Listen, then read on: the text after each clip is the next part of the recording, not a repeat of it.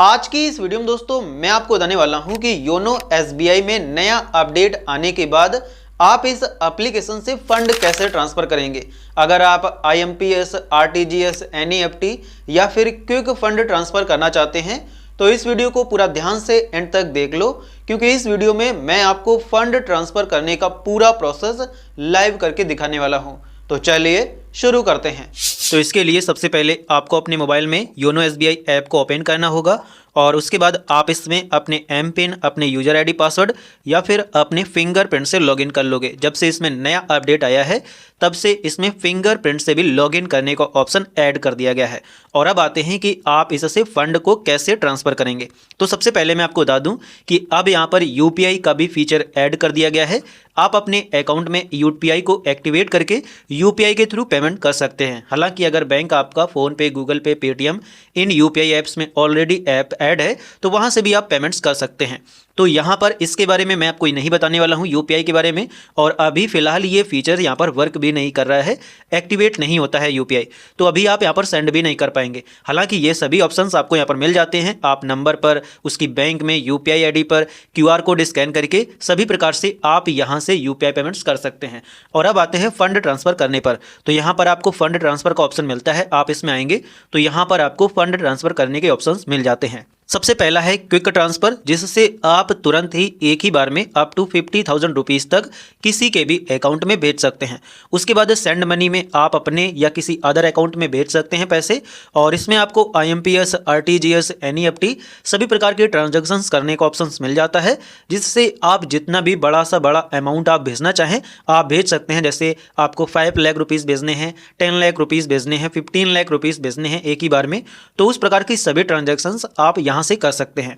अगर आपको अब्रॉड पैसे भेजने हैं किसी दूसरे देश में तो वो ऑप्शंस भी आपको यहीं पर मिलता है, और साथ ही आप अपनी पेमेंट्स को शेड्यूल कर सकते हैं। शेड्यूल का मतलब ये हुआ कि जैसे मान के चलते हैं कि आपकी कोई कंपनी है और आपके अंडर में 10 एम्प्लॉय काम करते हैं, तो उन 10 एम्प्लॉयज़ की जो भी पेमेंट्स है मंथली उसको आप शेड्यूल कर सकते हैं। जैसे अगर आपको 7 तारीख को पेमेंट करनी है तो आप उस पेमेंट्स को शेड्यूल कर सकते हैं। जितना भी पैसा आप सेट करोगे तो 7 तारीख को ऑटोमेटिक इस मतलब ऐप के माध्यम से, इस फीचर के माध्यम से उनके अकाउंट्स में पैसे जिस भी टाइम को आप सेल करोगे उस टाइम पर उनके अकाउंट में पैसे चले जाएंगे। तो इस प्रकार से आप पेमेंट्स को शेड्यूल भी कर सकते हैं। तो अब यहाँ पर सबसे पहले बात करते हैं क्विक ट्रांसफ़र की। तो क्विक ट्रांसफ़र करने के लिए आपको सिंपली इस पर क्लिक करना होगा।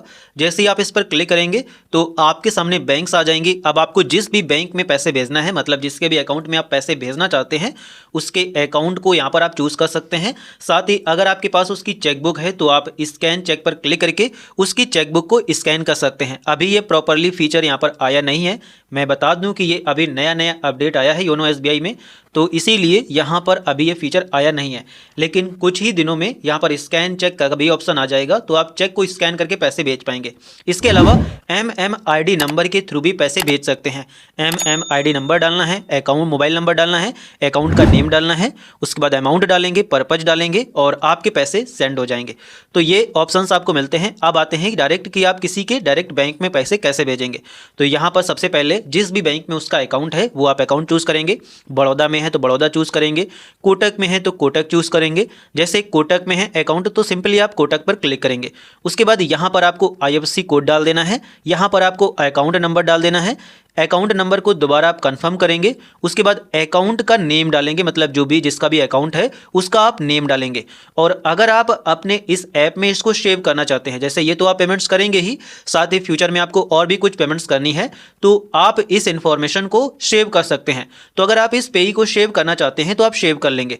और उसके बाद यहाँ पर आपको अमाउंट डालना है। यहाँ पर आपको पर्पज सेलेक्ट करना है कि आप किस पर्पज से पैसे भेज रहे हैं। अगर आपका फैमिली या फ्रेंड ट्रांसफ़र है तो आप इस पर क्लिक करेंगे।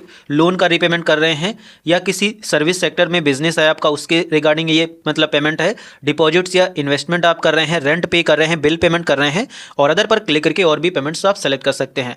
तो जिस पर्पज़ से भी आप पैसे भेज रहे हैं वो आप पर्पज़ यहाँ पर डाल देंगे, और यहाँ पर अब आपको सारी डिटेल्स को डाल देना है। तो यहाँ पर मैंने सारी डिटेल्स को डाल दिया है। जैसे मैंने आईएफएससी कोड डाला है तो जिस भी ब्रांच में मेरा ये खाता है वो यहाँ पर आ गया है। मैं अपने ही बैंक अकाउंट में भेज रहा हूँ दूसरे बैंक अकाउंट में, तो यहाँ पर सारी डिटेल्स मैं खुद यहाँ पर वेरीफाई भी कर सकता हूँ कि यहाँ पर मेरा खाता आ गया है जिस भी ब्रांच में है। मैंने अकाउंट नंबर डाला है, यहाँ पर दोबारा अकाउंट नंबर कंफर्म किया है और उसके बाद जैसे ही आप नेम डालने के बाद वेरीफाई पर क्लिक करोगे तो आपका नेम भी वेरीफाई हो जाएगा। यहाँ पर आप देख सकते हैं कि नेम वेरीफाई हो गया है। इसके बाद आपको यस पर क्लिक कर देना है और अब आप यहाँ पर नीचे आकर के सिंपली प्रोसीड पर क्लिक कर देंगे। अगर आप इस नॉमिनी को सेव करना चाहते हैं तो आप इसको इनेबल कर देंगे और यहाँ पर आप लिमिट भी सेट कर सकते हैं कि कितने अमाउंट तक के लिए आप सेव करना चाहते हैं। जैसे यहाँ पर 10 लाख सेट है तो ये मेरे अकाउंट में यहाँ पर सेव रहेगा और मैं इसको 10 लाख रुपए तक ट्रांसफ़र कर सकता हूँ। अगर आप इसको बढ़ाना चाहते हैं तो इस प्रकार से बढ़ा भी सकते हैं, लेकिन ये सेव यहाँ पर 2-3 दिनों में होता है, मतलब इसको वेरीफाई किया जाता है और उसके बाद ही ये सेव होता है। लेकिन ये पेमेंट आपकी अभी सेव हो जाएगी, मतलब कंफर्म हो जाएगी। तो सिंपली आपको प्रोसीड पर क्लिक कर देना है।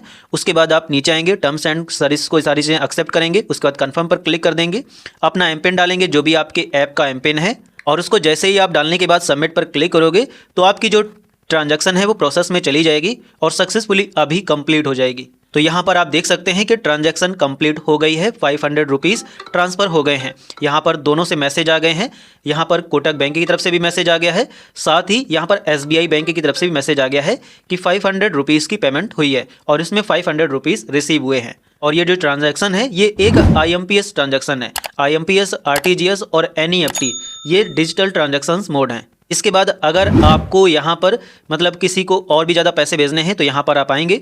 अब आप यहाँ पर देख सकते हैं कि इस पेई को मैंने सेलेक्ट किया था तो यहाँ पर अभी ये वेरिफिकेशन में है, 2-3 दिनों में ये वेरीफाई होगा। अगर आप कम लिमिट डालते हैं तो ये 24 आवर के अंदर वेरीफाई हो जाता है, लेकिन अगर आप इसमें 10 लाख या 15 लाख या 20 लाख तक की लिमिट रखते हैं तो उस केस में 48 आवर में ये वेरीफाई होता है।